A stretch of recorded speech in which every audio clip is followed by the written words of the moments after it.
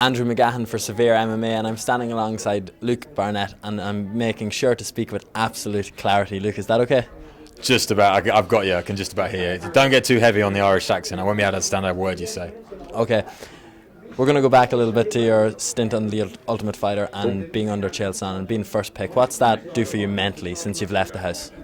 Since I left the house, it's probably meant a little bit more. When I was in the house, it sort of put a target on my back more than anything. It made me feel like even the guys on my team wanted to prove themselves against me.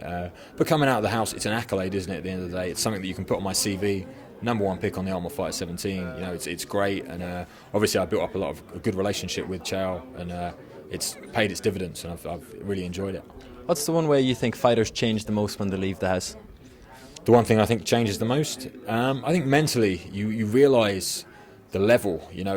They've publicly announced a few times that the Ultimate Fighter 17 was the best level of fighters they've had on the Ultimate Fighter, and I got to compete against all of them pretty much in training, feel what they're like, and you leave there knowing, it sounds strange, but you leave there knowing you're good enough. Knowing you're good enough to fight in the UFC and you deserve to be there because you get put through that.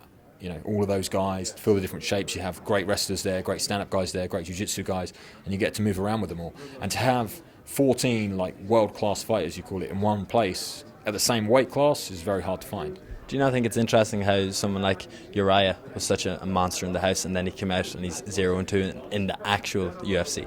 It's a different game entirely, and saying he was a monster in the house, he was a monster in 2 fights, as in he threw one punch that knocked someone out and he threw a spinning kick that knocked someone out. So he had 2 monster attacks. Apart from that, I wouldn't call him a monster. We got, like I said, I got to train with him every day. So from the outside, he looks like an absolute monster. I know him personally, train with him a lot, so I know what he's like. I think the pressure of a fight is hard for Uriah. That's why he struggled in the UFC. A date, knowing who you're going to fight, the crowd, all those other aspects that don't happen to you on the Ultimate Fighter because it's just you 2 guys in the gym fighting. I don't know where he's got a tough fight coming up again. He's fighting Chris Leben, I believe. So he really needs to prove himself in this fight, and we'll see where it goes from there. Someone mentoring you is a guy who's been in a lot of high pressure situations, Chael Sonnen. Has he passed on anything to you that you don't suffer the pitfalls of Uriah in terms of mentally being very strong? I think he definitely has. He passed on quite a lot on the show to me. I believe a lot in sports psychology. I practice a lot of it, and speaking to Chael about it, it's something he believes in, and we talk a lot.